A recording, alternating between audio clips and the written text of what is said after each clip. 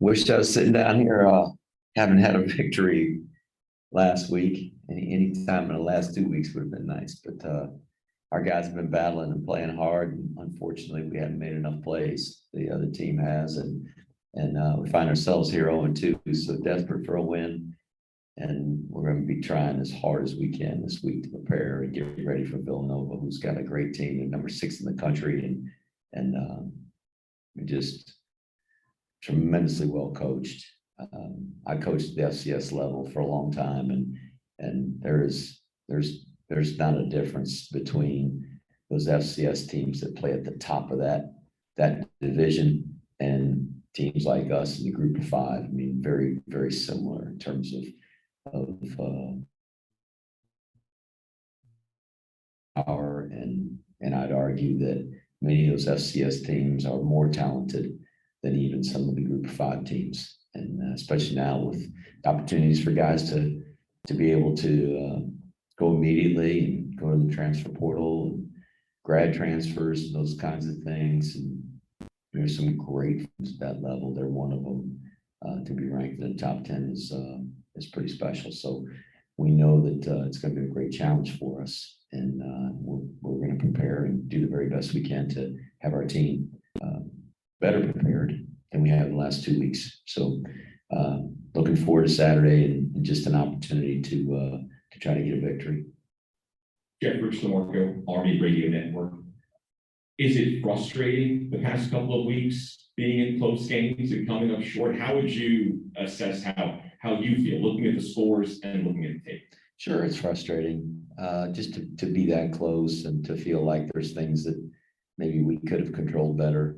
We made some really foolish mistakes on Saturday, and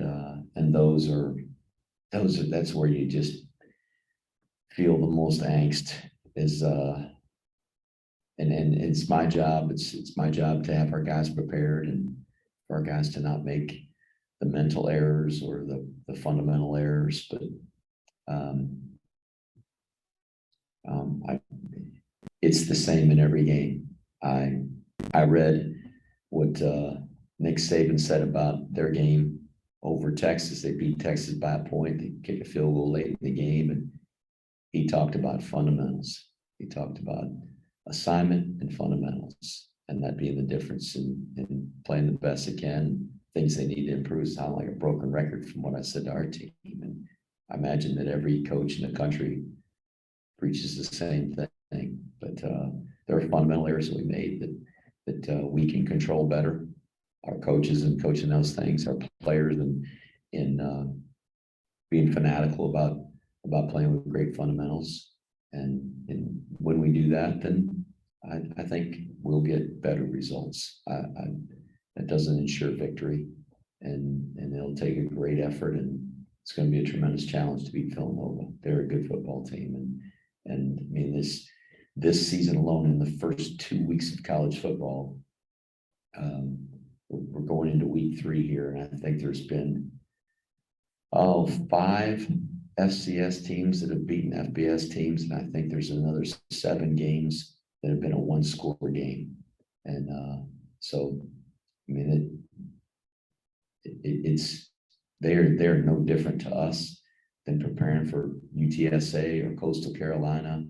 It's a good team, and we know we're going to have to get ourselves ready.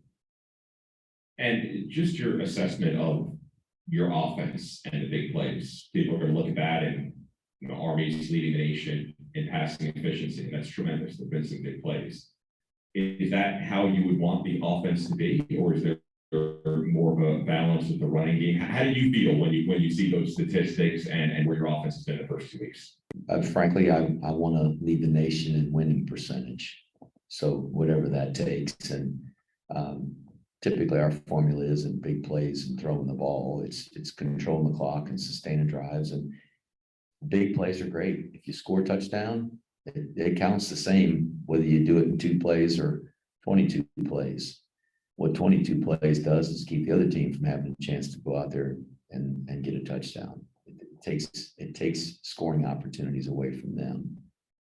Where you have short drives and you score touchdowns, positive. But when you have short drives like a 3 and out, which we did in the second half, and another drive where we had a first down on the first play and then went 3 and out. So we had essentially a 4 and out. Those are short drives that gives the opponent an opportunity to go back out there and get a touchdown or get a field goal. That's where sometimes the big plays are they're great, but you got to score on those drives, and we were able to score on a lot of those drives, and we hit some big plays, and it's because we run the ball effectively, or maybe it's perceived that we run the ball effectively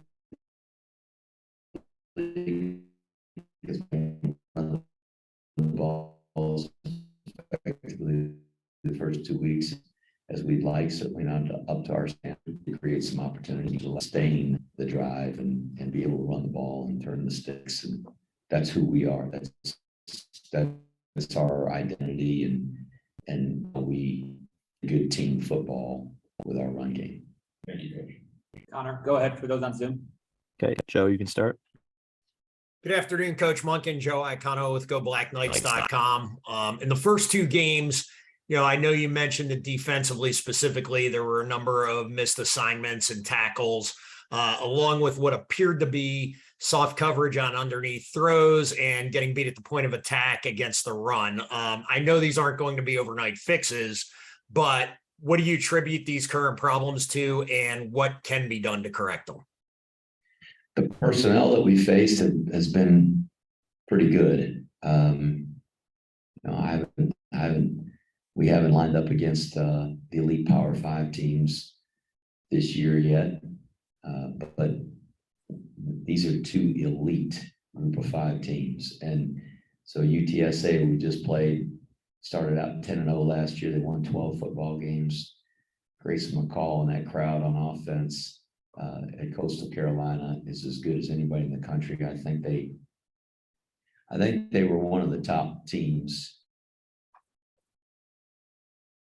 maybe the top team in efficiency in terms of points per possession a year ago. They're both really good football teams with very talented players, and so that makes it a challenge for sure. I forced to tackle better. Some of it is poor fundamentals, and some is they just were better in space than we were. The guy we were trying to tackle was better in space. The guy trying to tackle it happens. So we got to do better with those fundamentals. The soft coverage underneath. We didn't have soft coverage underneath when they threw the ball over our head on 3rd and 20. We were trying to take the ball away at the sticks so that we could force a no field goal, no points, make them push punt to us, and they threw it over our head for a touchdown. So you've got to balance when you bring pressure and play man to man, when you stay back and try to keep the ball in front of you. And we're a defense that's built on our guys not missing assignments, rallying to the ball with leverage.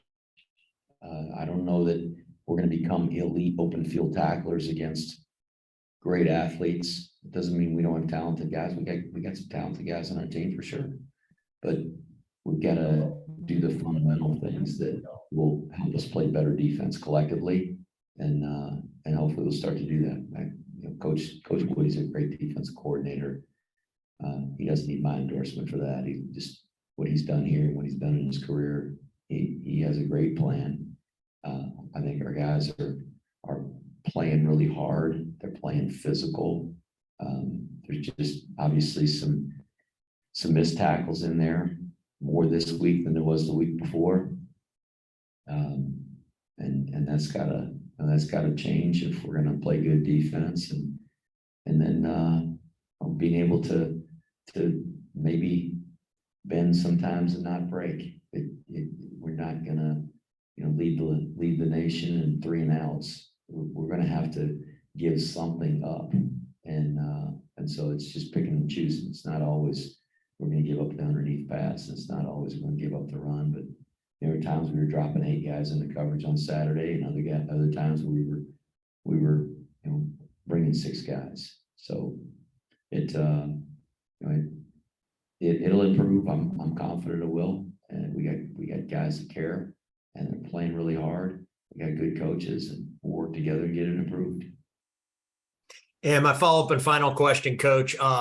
In the first 2 games, the defense has played over 150 snaps, which is a lot. I know that you attribute a lot of your success on defense over the course of your tenure to minimizing the number of snaps the defense has had to play. Is that kind of a chicken or the egg thing where they're playing a ton of snaps because they can't get off the field on third down a lot of the times, or because of the quick scoring strikes on offense, or is it a combination of the two? It's probably a combination. I'd like to get the other team in third down a little more often. Coach Woody and I talked about that this morning. We aren't forcing them into third down situations all the time. And when we are, they're having a lot more success than they need to. Saturday, I think they were 11 of 15 on third down. It's hard to win a football game if you can't get the other team off the field on third down. Third down statistic is big in terms of winning and losing football games, as is the turnover margin, which we've been the loser on the turnover margin each game this year. So 0-1 in the game against Coastal Carolina, and 0-2 against UTSA. So that certainly plays into it. Like I said, if we score quick, it still counts as 7 points, but that puts the defense right back out there against a team that's going turbo fast. I mean, the chains weren't on the turf at the new spot when they were taking the next snap, and the offense is permitted to go as fast as they want, as long as the officials are in position and the ball is spotted. They can go as fast as they want on a play where they don't substitute. So to keep up with that pace is a challenge. And we go out there and score in 2 plays. The defense got to go run right back out there, and they got the Indianapolis 500 pit crew team running offensive plays against us. So there's a balance there, and our formula, as you've watched us, has been to run the ball and sustain the clock, sustain drives and bleed the clock, and give our opponents fewer plays and fewer opportunities.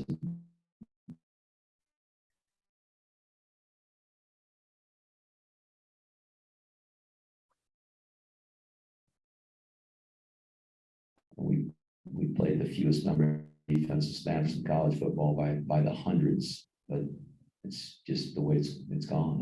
And with that said, we still gave ourselves a chance at the end of the game on Saturday. Just didn't get it done. They beat us. Thanks, Coach. Go ahead, Ken. Hi, Jeff. Ken McMillan from The Record. You've coached teams that have gotten off the 2-0 starts and 1-1 starts. Is there a special challenge to get this team out of a 0-2 hole? No, play better. There's no special thing we got to do, just other than play better, block better, tackle better, take care of the ball better, play better special teams, all of it. Just play better, coach better. I got to coach better. I got to get our assistant coaches to coach better, teach better, prepare our guys. It rests solely on me and our coaches with missed assignments and fundamentals. It's our responsibility to get them to play their assignments correctly, to use the fundamentals that we're trying to teach them, and so we started that on Sunday. We'll continue that today and through this week. Hopefully there'll be. You got anything else, Connor? Sal, go ahead. Hey, Coach, how are you? Hey, Sal. Hey, just a question on who might be out there to start offense as quarterback this week. Is it a defensive scheme feel, or are you comfortable with Tyre as a starter and Cade kind of coming off the bench, so to speak? We're comfortable with that. And I think it worked well on Saturday. Tyre has more experience than Cade. And so, sometimes to start the game, we have no idea what we're going to see. And a guy with experience, he handles that pretty good. And then we get settled into a groove and snaps, which isn't enough. I think TT played 38 of them, and Cade played 9. And we had, I don't know, 7, but Cade played the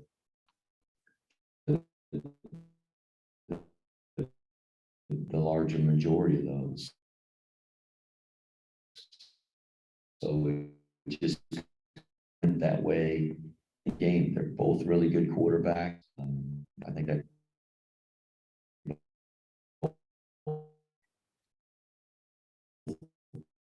showed that Saturday. So animosity, they're trying to help each other perform the best that the other can. And they're sharing information on Saturday. They're sharing information throughout the week. They're helping coach each other.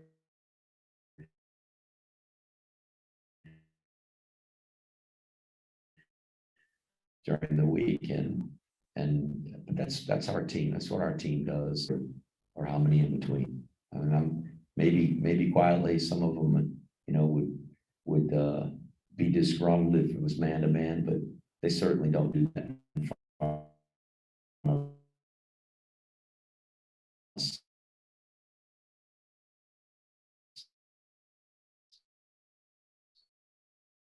And creates a beat and push, and when they got the guy that's their biggest competition at their position being their biggest cheerleader, that helps, and that's what those guys are for each other. Just one more on the defensive side. Shuffling on the front 7. Would you like to come up with a solid, solid defensive line and linebackers? Or are you okay with the shuffle and trying to find what's working the best?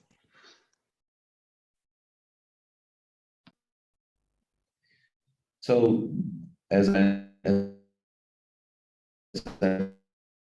mentioned, they were going really fast, and one way or the other down is when they substitute, we're entitled to substitute. Other than that, they snap the ball and they go. We get a chance to give our guys a 15-second rest and get a different guy in there and roll him in. I mean, it would be foolish on our part for not to do that if that's within the rules, and it is within the rules.